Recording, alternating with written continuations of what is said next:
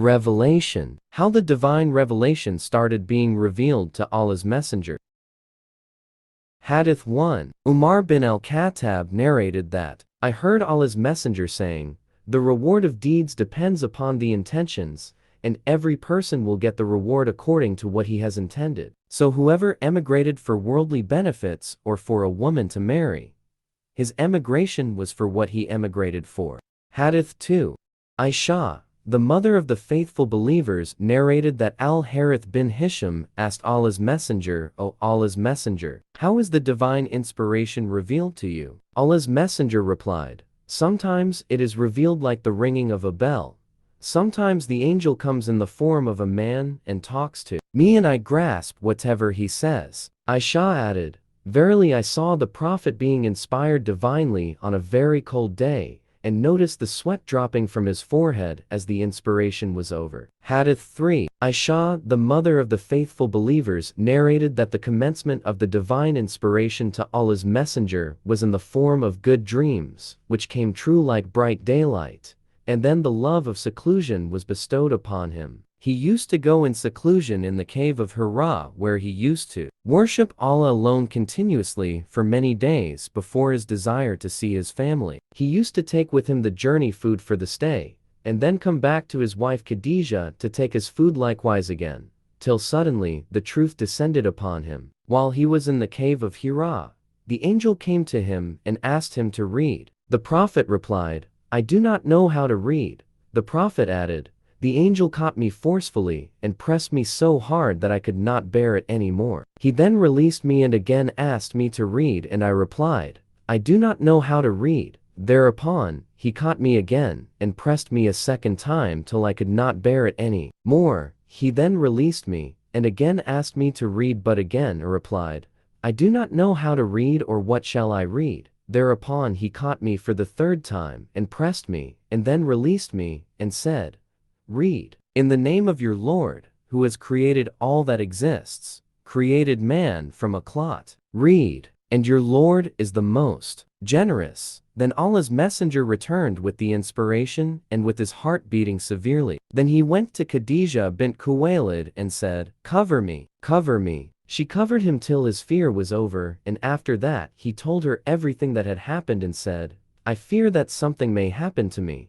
Khadijah replied, never, by Allah, Allah will never disgrace you. You keep good relations with your kith and kin, help the poor and the destitute, serve your guests generously, and assist the deserving calamity-afflicted ones. Khadijah then accompanied him to her cousin, Waraka bin Nawfal bin Asad bin Abduluzar, who, during the pre-Islamic period, became a Christian and used to write the writing with Hebrew letters. He would write from the Gospel in Hebrew, as much as Allah wished him to write. He was an old man and had lost his eyesight. Khadijah said to Waraka, listen to the story of your nephew, my cousin. Waraka asked, O my nephew, what have you seen? Allah's Messenger described whatever he had seen. Waraka said, this is the same one who keeps the secrets, angel Gabriel, whom Allah had sent to Moses. I wish I were young and could live up to the time when your people would turn you out.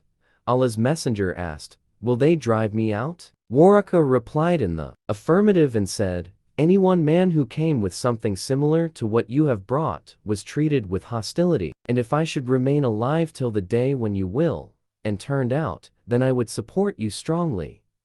But after a few days Waraka died, and the divine inspiration was also paused for a while. Hadith 4. Jabir bin Abdullah al-Ansari narrated that while talking about the period of pause and revelation reporting the speech of the Prophet, while I was walking, all of a sudden heard a voice from the sky. I looked up and saw the same angel who had visited me at the cave of Hira sitting on a chair between the sky and the earth. I got afraid of him and came back home and said, wrap me in blankets. And then Allah revealed the following holy verses of Quran. O you, I Muhammad, wrapped up in garments, arise and warn the people against Allah's punishment, up to and desert the idols. 74.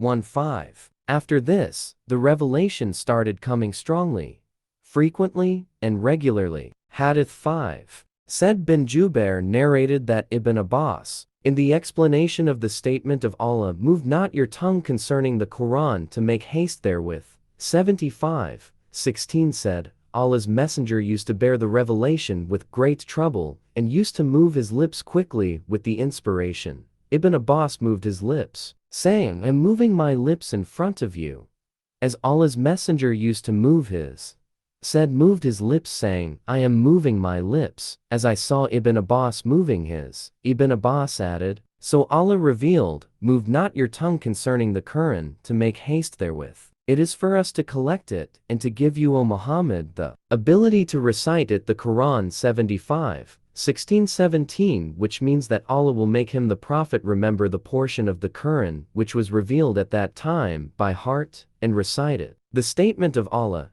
and when we have recited it to you, O Muhammad, through Gabriel, then you follow its Quran recital 75:18 means, to make it clear to you. 75:19 means, then it is for Allah to make you recite it, and its meaning will be clear by itself through your tongue. Afterwards, Allah's Messenger used to listen to Gabriel whenever he came, and after his departure, he used to recite it as Gabriel had recited it. Hadith 6.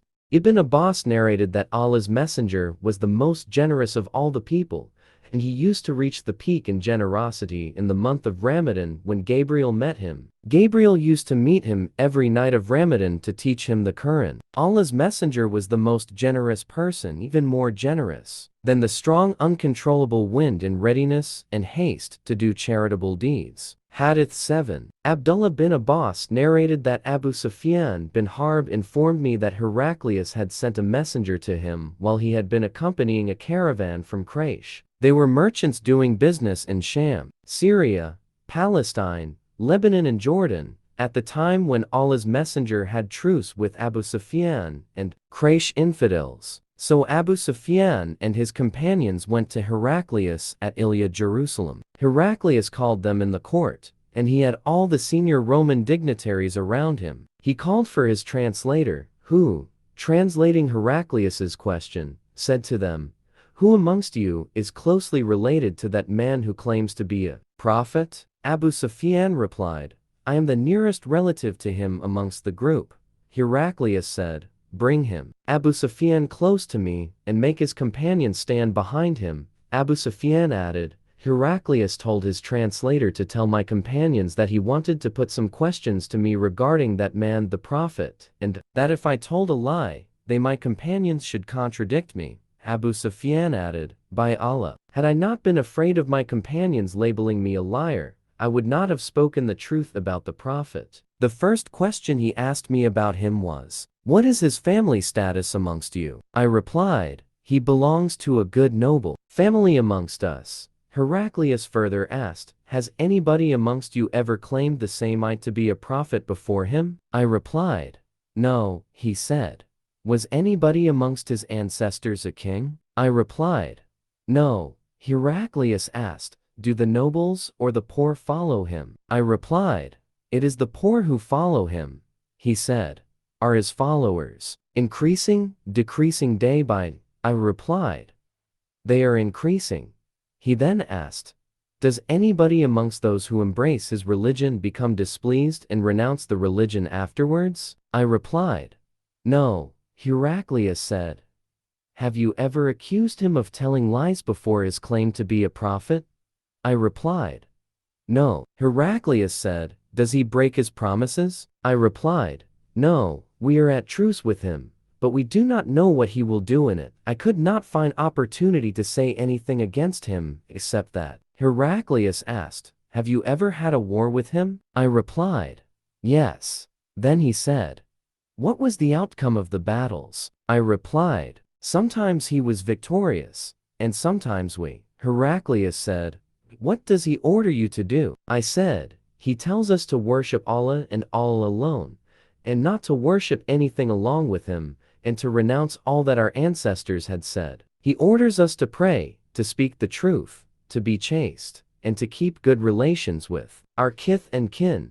Heraclius asked the translator to convey to me the following, I asked you about his family, and your reply was that he belonged to a very noble family. In fact, all the apostles come from noble families amongst their respective peoples. I questioned you whether anybody else amongst you claimed such a thing. Your reply was in the negative. If the answer had been in the affirmative, I would have thought that this man was following the previous man's statement. Then I asked you whether any one of his ancestors was a king. Your reply was in the negative, and if it had been in the affirmative, I would have thought that this man wanted to take back his ancestral kingdom. I further asked whether he was ever accused of telling lies before. He said what he said, and your reply was in the negative. So I wondered how a person who does not tell a lie about others could ever tell a lie about Allah. I then asked you whether the rich people followed him or the poor. You replied that it was the poor who followed him, and in fact, all the apostles have been followed by this very class of people. Then I asked you whether his followers were increasing or decreasing. You replied that they were increasing,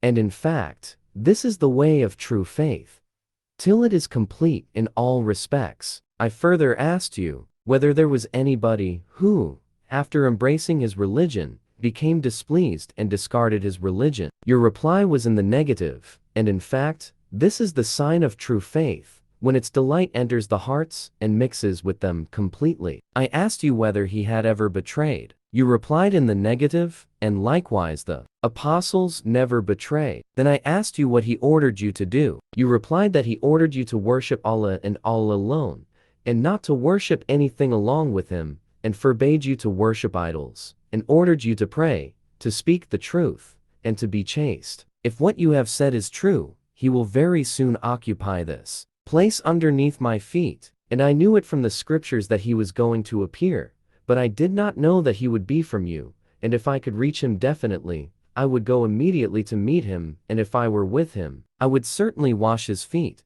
Heraclius then asked for the letter addressed by Allah's apostle, which was delivered by Dihya to the governor of Basra, who forwarded it to Heraclius to read. The contents of the letter were as follows: In the name of Allah, the Beneficent, the Merciful. This letter is from Muhammad, the slave of Allah, and his apostle, to Heraclius, the ruler of Byzantine. Peace be upon him, who follows the right path. Furthermore, I invite you to Islam, and if you become a Muslim, you will be safe, and Allah will double your reward, and if you reject this invitation of Islam, you will be committing a sin of Arasiran tillers, farmers, that is your people. And Allah's statement, O people of the scripture, come to a word common to you and us, that we worship none but Allah, and that we associate nothing in worship with him, and that none of us shall take others as lords beside Allah. Then, if they turn away, say, bear witness that we are Muslims, those who have surrendered to Allah.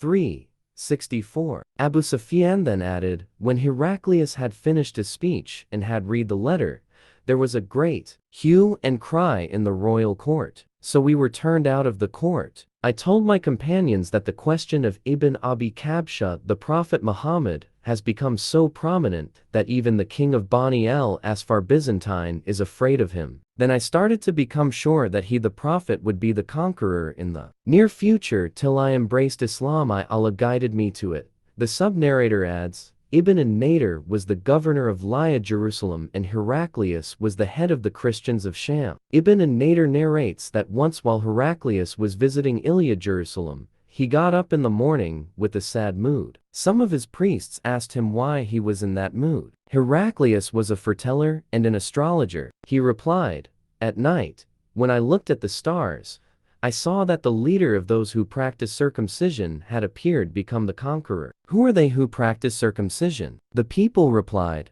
except the Jews, nobody practices circumcision, so you should not be afraid of them Jews. Just issue orders to kill every Jew present in the country. While they were discussing it, a messenger sent by the king of Gassan to convey the news of Allah's messenger to Heraclius was brought in. Having heard the news, Heraclius ordered the people to go and see whether the messenger of Gassan was circumcised. The people, after seeing him, told Heraclius that he was circumcised. Heraclius then asked him about the Arabs. The messenger replied, Arabs also practice circumcision. After hearing that, Heraclius remarked that sovereignty of the Arabs had appeared. Heraclius then wrote a letter to his friend in Rome, who was as good as Heraclius in knowledge. Heraclius then left for Homs, a town in Syrian, and stayed there till he received the reply of his letter from his friend, who agreed with him in his opinion about the emergence of the prophet and the fact that he was a prophet. On that,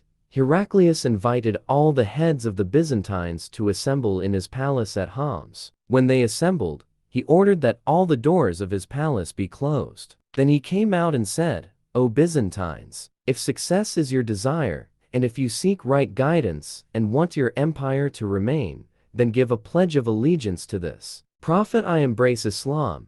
On hearing the views of Heraclius, the people ran towards the gates of the palace like onagers, but found the doors closed. Heraclius realized their hatred towards Islam, and when he lost the hope of their embracing Islam, he ordered that they should be brought back in audience. When they returned, he said, "What already said was just to test the strength of your conviction, and I have seen it." The people prostrated before him and became pleased with him, and this was the end of Heraclius's story in connection with his faith.